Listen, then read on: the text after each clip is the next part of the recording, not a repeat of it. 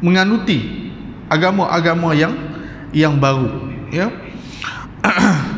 Namun demikian, perasaan ataupun prasangka itu, ya, akhirnya menimbulkan suatu, kita kata, kecurigaan kepada masyarakat Quraisy sendiri, ya. Maknanya pada mereka ini bukan lagi sebagai satu kegiatan menghidupkan ajaran Nabi Ibrahim, ataupun bukan lagi satu kaedah menghidupkan nilai-nilai agama, tetapi dilihat bahawasanya amalan, tindak tanduk dan juga perbuatan yang dilakukan oleh Nabi dan para sahabat-sahabat yang beriman kepada Allah Subhanahu wa taala ini, ya, sudah menunjukkan kelainan, ya, ada kelainan, ya, pada pandangan mereka, ya.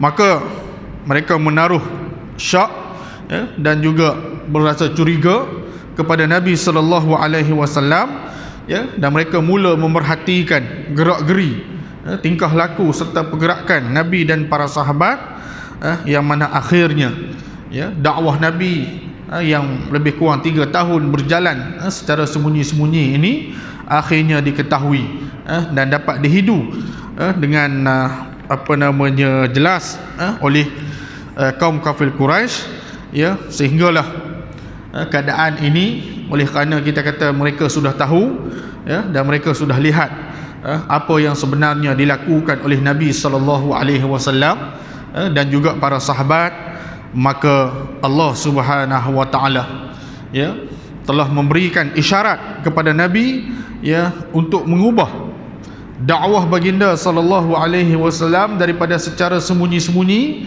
ya, secara senyap tadi, kepada menzahirkan dakwah baginda sallallahu alaihi wasallam, ya, kepada masyarakat, ya. Maka insya-Allah pada malam ini kita nak sambung, ya, seterusnya fasa dakwah Nabi sallallahu alaihi wasallam, fasa yang kedua, ketika Nabi di Mekah ini di mana Nabi sallallahu alaihi wasallam telah memulakan dakwah baginda secara terang-terangan, bukan lagi secara sir, bahkan secara jahar, makna secara terang-terangan, ya. Pun begitu, apabila Nabi sallallahu alaihi wasallam mendapat isyarat, ya, untuk mula berdakwah secara terang-terangan, ya, tetapi Nabi sallallahu alaihi wasallam memilih untuk tidak pergi lagi ke tengah-tengah masyarakat, ya, untuk menzahirkan dan juga melaungkan seruan dakwah baginda sallallahu alaihi wasallam di tengah-tengah masyarakat, ya. Belum lagi Nabi sallallahu alaihi wasallam keluar ke medan, ya, berada bersama dengan mereka yang kita kata berada di lapangan, ya, tetapi Nabi sallallahu alaihi wasallam, ya, mengikut apa yang diwahyukan kepada baginda, di mana Allah Subhanahu wa taala telah menurunkan wahyu kepada Nabi, ya, supaya mengambil pendekatan, ya, walaupun dakwah ini secara terang-terangan, tetapi apa yang perlu dilakukan oleh Nabi sallallahu alaihi wasallam ialah mulakan dengan keluarganya dulu, kaum kerabatnya dulu, ya, seperti mana yang diperintahkan oleh Allah Azza wa Jalla melalui surah Asy-Syu'ara ayat yang ke-218, firman Allah ba'da a'udzubillahi minasyaitonir rajim, wa anzir ashiratakal aqrabin, ya, di mana Allah Subhanahu wa taala berfirman, dan berilah peringatan kepada kerabat-kerabatmu yang terdekat, ya. Ini satu uslub, ya, satu cara Allah Subhanahu wa taala mengajar Nabi dan juga mengajar kita bagaimana seharusnya kita memulakan dakwah, ya. Mungkin kita dah sebut sebelum ini, okay? Ada tak keperluan, contohnya di zaman kita ni, untuk berdakwah secara senyap-senyap, menyampaikan Islam secara senyap-senyap, ya. Kebanyakan para ahli ilmu mengatakan manhaj yang sedemikian tak perlu lagi pada zaman kita ni, ya. Tak ada lagi manhaj bersembunyi-bersembunyi ini pada zaman kita, kerana Islam itu sudah pun tersebar, kerana Islam itu sudah pun diketahui oleh umum, ya, agamanya pun telah kita kata melalui satu zaman, satu masa yang kita kata sangat jauh, sangat luas. Kalau kita ukur dengan tahun hijrah ni, ya, dengan apa namanya tarikh hijrah Nabi sallallahu alaihi wasallam, Islam ni sudah berkembang lebih daripada 1400 tahun, ya, dan sudah dikenali baik orang yang beriman, baik orang yang tak beriman lagi, maupun mereka yang memusuhi Islam, ya, sudah kenal, sudah tahu apa itu Islam, ya. Jadi pada peringkat ini, ya, Nabi sallallahu alaihi wasallam, ya, seperti mana yang diwahyukan oleh Allah Azza wa Jalla, maka baginda mengambil pendekatan untuk memulakan dakwah secara terang-terangan ini dengan menerangkan dulu, ya, agama yang dibawa ini kepada kaum kerabat, ya. Di sinilah kita kata adanya petunjuk daripada Allah kepada Rasulullah dan kepada kita, ya, bila mana berdakwah ini, maka keutamaannya adalah kepada orang yang terdekat dengan kita dulu, ya, orang yang menjadi darah daging kita, orang yang menjadi kaum kerabat kita, orang yang ada hubungan kekeluargaan dengan kita, ya, kemudian barulah kita pergi kepada peringkat yang lebih besar dan lebih besar. Maka apabila turunnya ayat ini, ya, pertama sekali apa yang dibuat oleh Nabi sallallahu alaihi wasallam dalam memenuhi tuntutan ayat ini, maka baginda sallallahu alaihi wasallam mengumpulkan sanak saudaranya, mengumpulkan ahli keluarganya yang terdiri daripada Bani Hashim dan juga Bani Abdul Muttalib, ya. Maknanya di sini Nabi mengumpulkan semua saudara mara yang terdekat, yang kita kata di bawah satu kita kata keluarga yang besar, ya, iaitu Bani Hashim dan juga Bani Abdul Muttalib, ya. Dan Nabi SAW memanggil, mengajak mereka, ya, datang untuk nak mendengar apa yang nak disampaikan oleh baginda sallallahu alaihi wasallam, ya. Jadi kumpul, okay. Akhirnya berapa orang yang datang, berapa orang yang berkumpul, ya. Dalam riwayat menyebut sekitar 45 orang daripada Bani Abdul Muttalib dan juga Bani Hashim datang, bertemu, duduk dengan Nabi sallallahu alaihi wasallam, nak mendengar apa yang Nabi sallallahu alaihi wasallam nak cakap, ya, nak bagi tahu, ya. Jadi sekitar 45 orang, ya. Ini merupakan satu jumlah yang kita kata tidaklah terlalu sikit, namun tidaklah terlalu banyak, dan mungkin inilah jumlah yang sesuai buat kali pertamanya bila Nabi sallallahu alaihi wasallam, ya, memanggil ataupun mengajak orang-orang secara terbuka ini, ya. Boleh datang 45 orang ni, maknanya dari segi pandangan mata kasarnya, ya, jumlah yang banyak juga sebenarnya, ya. Sebab masa sembunyi-sembunyi, pertama kali berdakwah secara sembunyi-sembunyi pun, kita kata nak dapat 50-60 orang ni ambil masa 3 tahun, ya. Jadi bila dilakukan secara terbuka, ya, kita melihat bahawasanya jumlah 45 orang yang datang ini, pada kali yang pertama, hari yang pertama, ya, mula-mula Nabi memperkenalkan dakwah ini secara terang-terangan, sudah sebegini banyak, kita kata dia mendapat apa namanya ban'u, ataupun orang-orang yang baginda nak dakwahkan. Baik, maka apakah yang disampaikan oleh Nabi sallallahu alaihi wasallam? Ini pun kita kata sebahagian daripada petunjuk dalam uslub dakwah kita. Tadi kita dah tengok dari segi mad'u, ya, kita kena berdakwah dulu kepada orang yang terdekat dengan kita, keluarga kita. Ini yang kedua, nak tunjuk pula, ya, apabila mereka sudah berada dekat dengan kita, bersama dengan kita, yang kedua benda penting, kita kena fikir apa benda nak cakap, apa benda yang kita nak sampaikan, dari mana kita nak mula, apa topik, apa tema yang kita nak sampaikan, ya.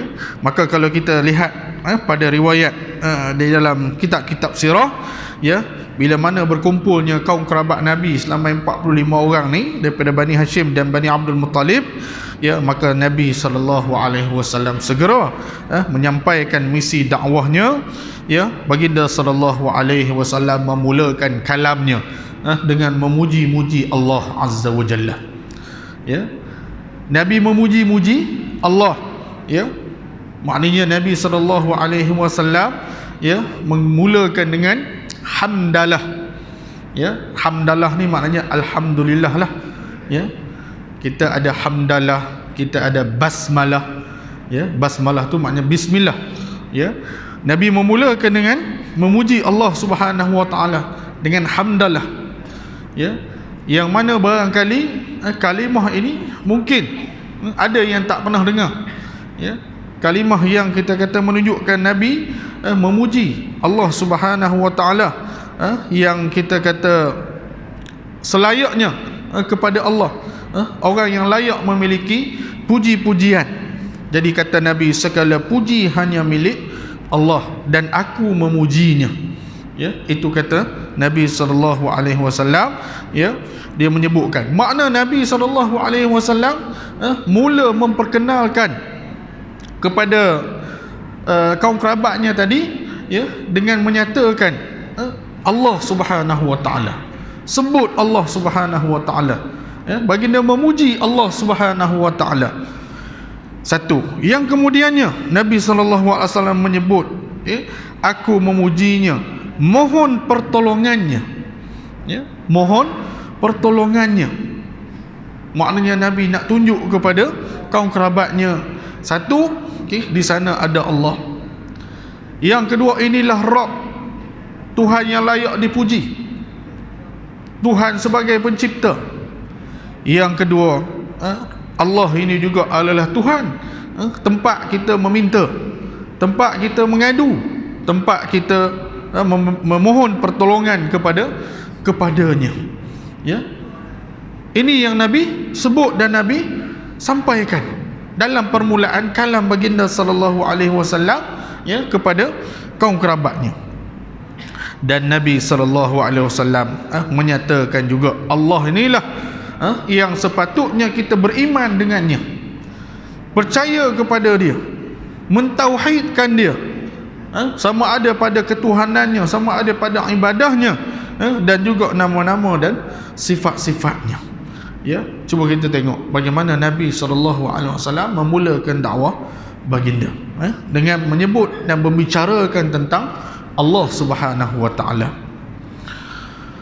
Dan kemudiannya Nabi SAW menyebut tiada Tuhan yang disembah kecuali Allah semata-mata, tiada sekutu baginya. Ya, ini poin yang penting, paling penting. Setelah baginda memuji-muji Allah, menyatakan Allah Maha berkuasa, tempat kita minta tolong, Tuhan yang sepatutnya kita beriman dan bertawakal kepadanya, maka Nabi SAW mula menekankan tentang apa? Tentang la ilaha illallah, ya, Muhammadar Rasulullah. Ya, makna Nabi SAW, ya, memulakan dakwahnya dengan kalimatut tauhid, kalimatul haq, kalimatul ikhlas, la ilaha illallah Muhammadar Rasulullah. Ya, bukan Nabi suruh kaum keluarga dia mengucap, tidak, tetapi Nabi menyatakan, menerangkan, agar mereka mendapat sedikit pencerahan dan juga mendapat sedikit kefahaman tentang apa yang dia nak sampaikan kepada mereka. Ya, sebab tu Nabi sebut dulu Allah, ya, yang layak dipuji, yang tempat kita minta tolong, yang kita patut beriman, yang kita perlu bertawakal. Ya, kemudian Nabi menekankan dialah Allah, ya, yang hanya layak kita sembah, hanya layak kita mengabdikan diri kepada dia. Dan kemudiannya Nabi SAW menyebut, ya, tidak ada Tuhan yang layak disembah, ya, kecuali dia, dan tiada sekutu baginya. Maknanya tiada sebarang kita kata Tuhan yang lain, yang boleh kita samakan, yang boleh kita sembah, melainkan Allah Subhanahu wa taala. Kemudian Nabi melanjutkannya dengan sesungguhnya aku adalah utusan Allah yang diutus untuk kalian secara khusus, kepada kaum keluarga dia, kepada kamu wahai kita kata kaum Quraisy, terutamanya kerabat baginda sallallahu alaihi wasallam, dan kepada seluruh umat manusia secara umumnya. Ya, Ini kalimah yang diperkenalkan oleh Nabi, kalimatut tauhid tadi, ya. Nabi menekankan supaya, ya, siapa Tuhan kita? Allah, ya. Bagaimana kita beriman dengannya? Kita hanya menyembahnya semata-mata, mentauhidkannya, tidak melakukan kesyirikan, tidak menyekutukannya dengan sesuatu yang lain, ya. Dan aku adalah utusannya secara rasmi yang dilantik oleh Allah Subhanahu wa taala.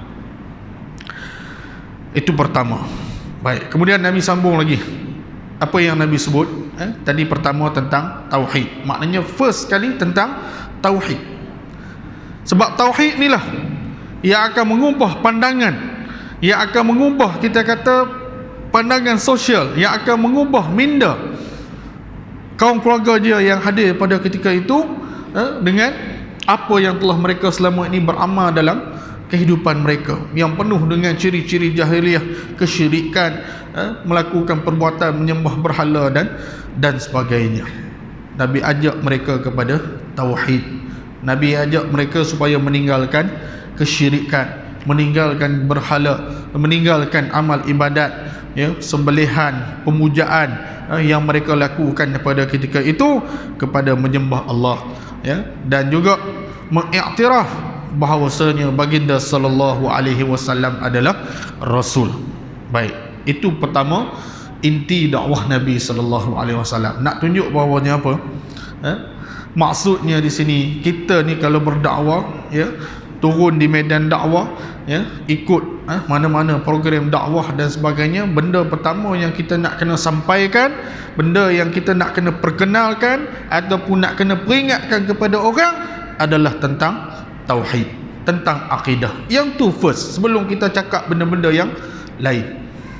Mesti tekankan yang tu dulu.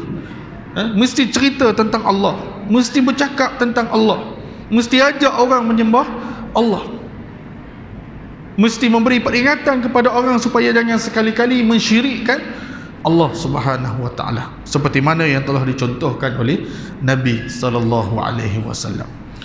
Kemudian Nabi menyambung lagi, demi Allah, kalian akan mati sebagaimana kalian tidur, dan kalian akan dibangkitkan sebagaimana kalian bangun dari tidur, dan perbuatan kalian akan diperhitungkan. Di sana ada syurga, yakni dengan kenikmatan yang ada di dalamnya, yang kekal abadi, dan atau neraka dengan sisaannya juga yang kekal abadi. Baik, ini perkara nombor 2 yang Nabi sampaikan, ya. 2 benda penting yang Nabi sebut. Tadi tentang akidah, tauhid, yang ni juga tentang akidah, tentang keimanan, tetapi tadi poin yang pertama ialah tauhid, poin yang kedua Nabi mengingatkan kepada kaum keluarga dia tentang akhirat. Cerita mati ini cerita akhirat, ya. Bahawa masanya mati itu satu yang kita kata pasti. Peringatan Nabi SAW kepada kita juga, di mana kita pasti akan menemui ajal, pasti akan mati. Maknanya kehidupan kita ni bukan setakat dunia. Kita akan berhadapan dengan satu kehidupan yang kekal abadi, iaitulah kehidupan akhirat, ya. Jadi Nabi kata, sebagai kamu akan mati sebagaimana, ya, demi Allah kamu akan mati sebagaimana kamu tidur, dan kamu akan dibangkitkan, ya, sebagaimana kalian bangun dari tidur. Di mana Nabi mengingatkan, ya, kaum keluarganya pada ketika itu, dan pada hari ini kita lah yang baca sirahnya ni, ya, kita kena ingat, ya, bahawa mati itu pasti, ya. Setiap orang akan merasai mati. Kullu nafsin za'iqatul maut. Setiap yang berjamur itu akan pasti merasai mati. Tetapi adakah apabila kita mati maka tamatlah riwayat kita, selesailah urusan kita? Belum selesai. Sebab itu Nabi SAW menekankan lagi, mati itu pasti, dan kita akan dibangkitkan selepas mati. Itu juga suatu yang pasti, yang mesti kita percaya, yang mesti kita yakini. Kita akan dibangkitkan, ya. Maknanya akan ada hari yang kita panggil sebagai Yaumul Ba'ts, hari yang kita akan dibangkitkan, ya. Jadi mati ni seperti mana kita tidur, ya, dan dibangkitkan semula seperti mana kita bangun daripada tidur. Begitulah yang akan kita lalui dalam kehidupan kita di dunia ini, dan kita akan dibangkitkan di akhirat kelak, ya. Dan benda ini pasti, ya. Benda ini tak ada siapa boleh melepaskan diri dia, ya. Dan ini yang disebut oleh Allah Subhanahu wa taala, aynama takunu yudrikumul maut walau kuntum fi burujin musyayyadah, ya. Di mana pun kita berada, maut pasti akan mendatangi kita, sekalipun kita berada dalam bangunan yang kukuh, binaan yang kukuh, ya, dengan kita kata dinding yang tebal dan sebagainya, maut pasti akan mendatangi kita. Nabi memperingatkan tentang kematian, ya. Dan Nabi menyambung, ya, cerita tentang akhirat juga, ya. Bukan sahaja kita ni mati kemudian dibangkitkan. Apabila kita dibangkitkan, maka kita akan berhadapan dengan Allah Subhanahu wa taala. Kita akan berada di mahkamah Allah, ya, dan di mana Allah akan menghitung kita, ya. Sebab itu kita kata sebahagian daripada i'tiqad kita tentang hari kiamat, hari kebangkitan, hari akhirat ni akan ada di sana, kita kata hisab, perhitungan yang Allah Subhanahu wa taala akan buat pada setiap orang untuk menentukan sama ada kehidupan abadi dia di syurga atau kehidupan abadi dia di neraka, ya. Nabi sebut tentang mati, Nabi sebut tentang kebangkitan, Nabi sebut tentang perhitungan. Ini benda-benda penting yang Nabi sampaikan, ya. Dan inilah perkara yang boleh buat orang fikir, benda yang mungkin masyarakat Arab jahiliah pada ketika itu, terutama ahli keluarganya, tak pernah fikir. Cerita tentang kebangkitan, mungkin mati mereka akui, ada orang mati, ya, tetapi dibangkitkan semula, ya. Ini satu benda yang baru, ya. Kemudian pula bila dibangkitkan, kita berhadapan dengan perhitungan Allah Subhanahu wa taala. Sama sekali tak pernah kita kata masyarakat Arab jahiliah pada ketika itu mendengar perkataan-perkataan yang sebegini, maklumat-maklumat yang sebegini, ya. Tak pernah dengar tentang kehidupan semula ni, tentang kita akan dibangkitkan ni, apatah lagi nak mengharungi perbicaraan di mahkamah Allah Subhanahu wa taala, ya. Dan ini yang disebut oleh Nabi SAW. Dan Nabi kata, ya, setelah kamu dihitung, ya, maka akan ditentukan di manakah kamu akan berada, sama ada di syurga ataupun di neraka. Kedua-duanya khalidina fiha abadah, ya. Ada yang kekal duduk dalam neraka, ada yang kekal masuk dalam syurga. Ada juga yang masuk dalam neraka, tetapi setelah dibersihkan dosa dan hukuman yang dia terima, maka mereka akan dimasukkan ke dalam syurga, ya. Dan kedua-duanya adalah tempat yang abadi, sesuai dengan firman Allah Subhanahu wa taala, ya. Kehidupan ini, ya, sebenarnya kita nak pergi ikut dua jalan ke tempat ni, wahadainahun najdain, ya. Kita ada dua jalan, nak pergi mana, ya, syurga ataupun neraka. Itu yang disampaikan oleh Nabi SAW, ya, iaitu tentang akidah, ya. Pertamanya tentang tauhid, yang keduanya tentang akhirat, keimanan ataupun kepercayaan tentang adanya hari kebangkitan, ya. Dan ini disampaikan oleh Nabi SAW.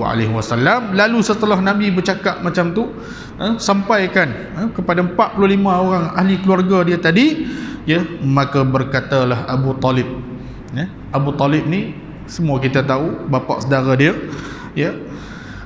Apa Abu Talib kata?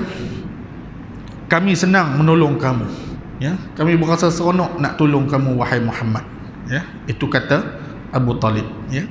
Dan kami juga selalu menerima nasihat daripada kamu, ya, dan sangat membenarkan ucapan-ucapan kamu, ya. Ini diperakui, ya. Sebab itu kita kata Nabi digelar Al-Amin, ya. Orang yang sangat dipercayai, ya, kata-katanya, perbuatannya, tingkah lakunya, ya. Tak ada yang bersalahan daripada Nabi SAW. Kata-katanya benar, tindakannya benar, tingkah lakunya benar, ya. Dan orang juga cukup senang dengan Nabi SAW. Mereka anak cucu nenek moyangmu yang kini berkumpul, Ya, kata Abu Talib, sekarang ni yang ada depan kamu ni anak cucu nenek moyang kamu, yang berada di hadapan kamu, dan aku salah seorang di antara mereka dan orang yang paling cepat memenuhi keinginanmu.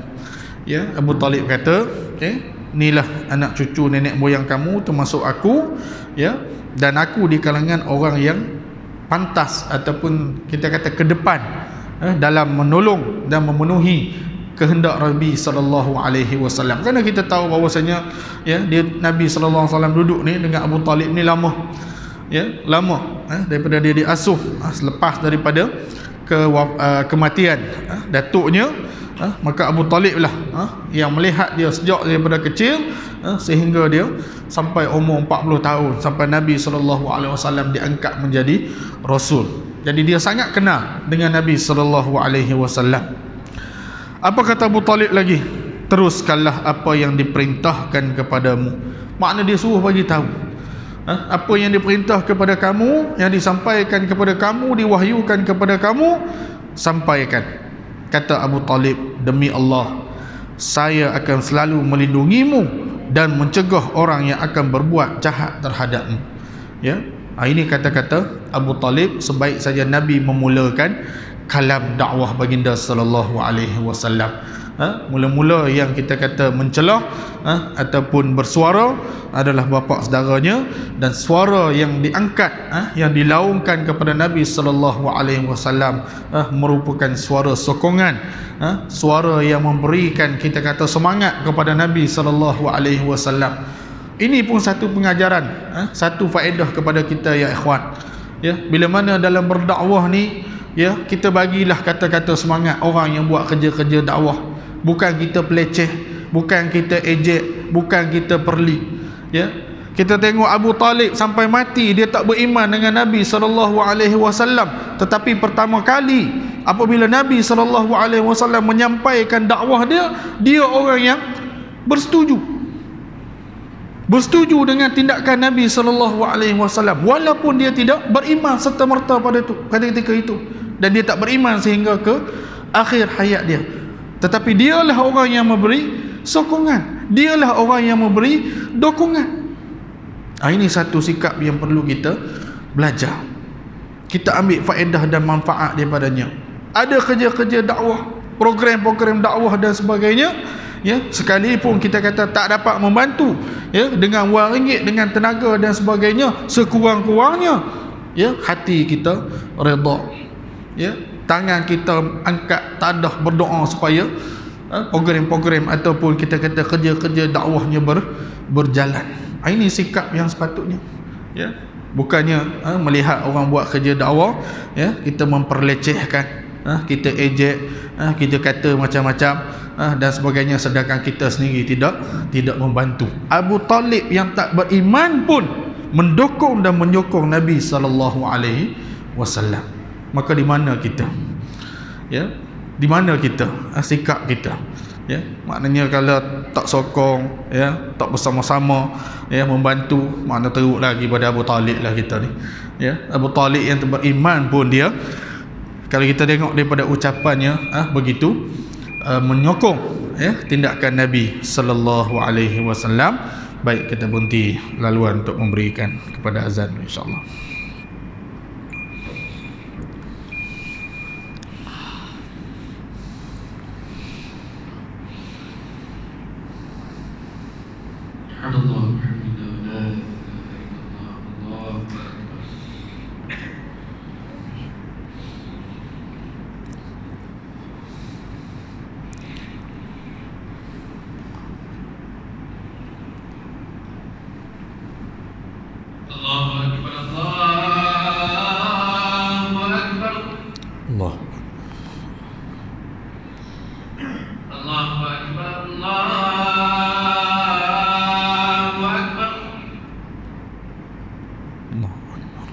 أشهد أن لا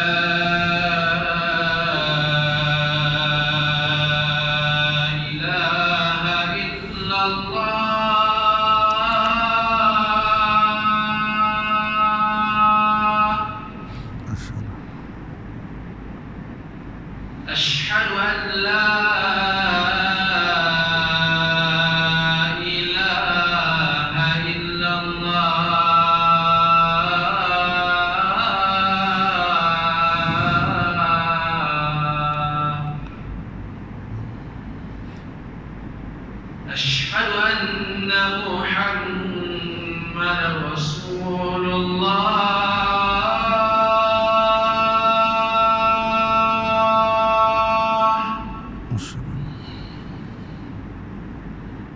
أشهد أن محمدا رسول الله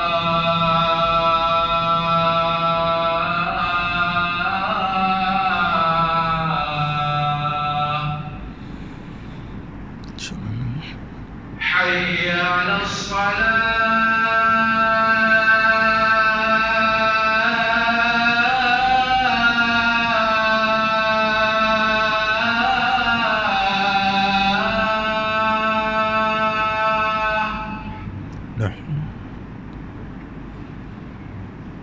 حي على الصلاة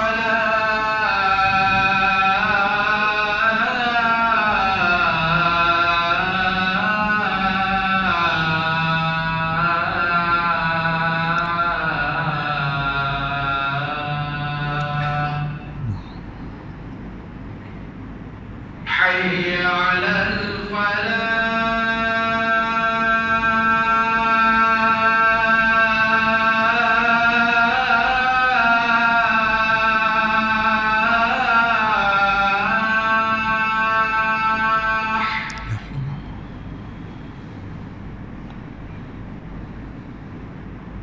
حي على الفلاح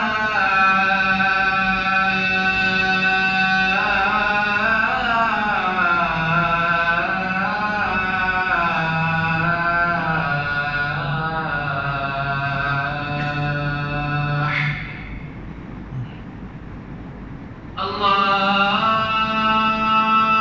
أكبر الله أكبر Allah. لا إله إلا الله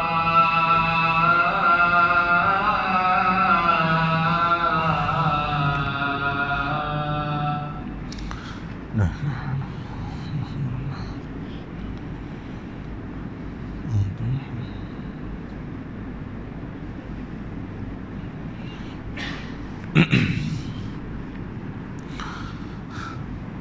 Baik, tadi kita telah menyebut bahawa Abu Talib walaupun pertama kali mendengar ucapan Nabi SAW sebegitu rupa, ya, tetapi dia tidak menghalang, bahkan dia terus memberikan sokongan kepada Nabi SAW.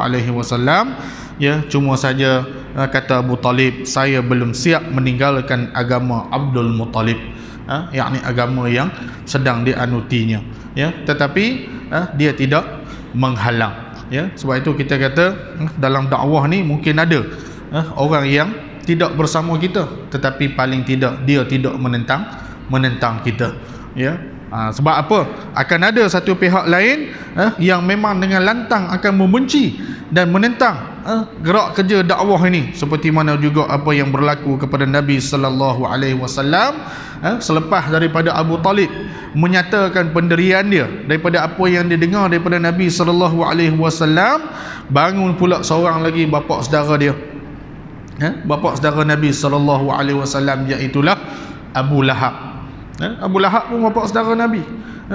Nama sebenarnya Abdul Uzza bin Abdul Muttalib, cuma dia bukan saudara kepada ayah Nabi sallallahu alaihi wasallam, ya, tetapi satu ayah. Maknanya Abdul Muttalib itu adalah bapa dia. Bapa Nabi Abdullah pun bin Abdul Muttalib, ya. Maka bangun Abu Lahab, ya. Bila bangun Abu Lahab, maka nadanya berbeza, jauh daripada nada Abu Talib. Apa kata Abu Lahab? Sungguh hal ini merupakan satu keaiban. Okey, aib maknanya dia kata apa yang Nabi sampaikan ini sangat-sangat memalukan. Tu nampak nada Abu Lahab berbeza dengan nada Abu Talib. Dua-dua tak beriman sampai ke akhir hayat, ya. Akan tetapi Abu Lahab dengan begitu keras, awal-awal lagi menunjukkan sikap tak suka, kerasnya, dan dia minta cegahlah dia, yakni Muhammad, sebelum mempengaruhi yang lainnya, ya. Kemudian Abu Talib counter balik, ya, cover balik, Kata Abu Talib, demi Allah, aku tetap akan melindunginya. Tegas Abu Talib. Ya. Jadi sebaik saja Nabi SAW menyampaikan dakwah dia buat pertama kali secara terbuka di kalangan kaum kerabat dia, ahli keluarga dia, maka di sini kita dapati ada dua kelompok. Ada kelompok yang tidak menentang, ya, tetapi tidak beriman dengan Nabi SAW pada ketika itu, ya. Tetapi ada pihak yang jelas terus terang, ya, menyatakan pendirian mereka tidak suka dan tidak mahu menerima apa yang disampaikan oleh Nabi SAW, ya. Jadi dalam dakwah ni nanti, ya, dalam kita meniti hari-hari kita mengajak orang kepada agama, mengajak orang kepada kebaikan, ya, maka perkara yang sama kita akan lalui, perkara suasana yang sama kita akan tempuhi. Ada orang suka, ada orang tak suka, ada orang benci, ada orang akan mengkhianati, ada orang yang akan menyekat dan sebagainya, ya. Maka inilah yang berlaku kepada Nabi SAW, ya. Pada peringkat awal dakwah secara terang-terangan baginda, ya, tidak ada pada ketika itu yang menyahut ataupun beriman dengan Nabi SAW, ya. Tetapi setidak-tidaknya ada yang tidak menentang, dan pada masa yang sama juga ada yang memang keras nadanya, mengatakan bahawa apa yang disampaikan oleh Nabi SAW ini tidak boleh diterima, iaitulah Abu Lahab. Dua-dua bapa saudara. Abu Talib, ya, dia tak beriman, ya, tapi dia menyokong. Abu Lahab bukan saja menentang, bahkan mencaci, dan dia rasa malu dan terhina dengan apa yang disampaikan oleh Nabi SAW, sedang itu adalah kebenaran daripada Allah Subhanahu wa taala. Dan di sinilah Nabi SAW mula nampak, mula kenal, okey, wajah-wajah ahli keluarga dia, true color ahli keluarga dia yang sebenar. Makna di sinilah letak satu hikmah di mana Nabi SAW sudah boleh membaca, ya. Terutamanya kita kata apabila Abu Talib bangun memberikan dukungan, maka dia tahu, ya, akan ada orang yang akan membela, akan ada orang yang akan melindunginya ketika mana dia melaksanakan kerja-kerja dakwah. Dan Nabi juga dengan sikap Abu Lahab tadi, dia mengetahui bahawasanya dakwah yang bakal dilancarkan ini, ya, akan menerima tentangan yang begitu hebat. Dan ini memberikan satu gambaran kepada Nabi SAW supaya baginda boleh bersedia, supaya baginda boleh mengambil tindakan yang sewajarnya dalam nak berhadapan antara kelompok yang akan menyokong dan juga kelompok yang akan menentang. Dan dua-duanya perlu kepada hikmah, perlu kepada manhaj, perlu kepada kaedah dakwahnya yang tersendiri, ya. Begitu juga kita dalam berdakwah, bagaimana nak berhadapan dengan orang yang keras menentang, bagaimana nak berhadapan dengan orang yang menerima dakwah kita, bagaimana nak berhadapan dengan pihak yang kita tak tahu sama ada dia menyokong atau menentang, ya. Maka ini yang diberikan gambaran kepada Nabi SAW, ya, dalam kita kata gerakan dakwah baginda, ya. Dan di sinilah Nabi SAW akan mula untuk memikirkan, akan membuat perancangan dengan dibantu oleh wahyu daripada Allah Azza wa Jalla, bagaimana untuk nak meneruskan dakwah yang makin mencabar ini. Ini kita kata baru di peringkat keluarga dia, ya. Belum lagi berhadapan dengan orang-orang Quraisy yang lain, belum lagi berhadapan dengan pemuka-pemuka Quraisy yang lain. Dan insya-Allah kita akan sama-sama telusuri,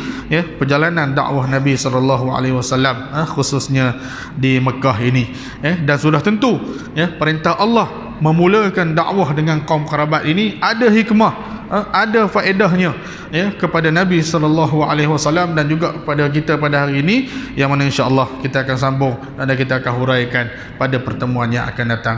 Jadi sampai di sini dulu untuk malam ini, mudah-mudahan ada manfaatnya, ya, dan mudah-mudahan Allah Subhanahu wa taala memberkati dan merahmati kita. Aqulu qawli hadza wa astaghfirullah, subhanakallahumma wa bihamdika asyhadu an la ilaha illa anta astaghfiruka wa atubu ilaik. Wa sallallahu ala nabiyyina Muhammad wa ala alihi wa sahbihi ajma'in. Subhana rabbika rabbil izzati amma yasifun wa salamun alal mursalin walhamdulillahi rabbil alamin. Wassalamu alaikum warahmatullahi wabarakatuh.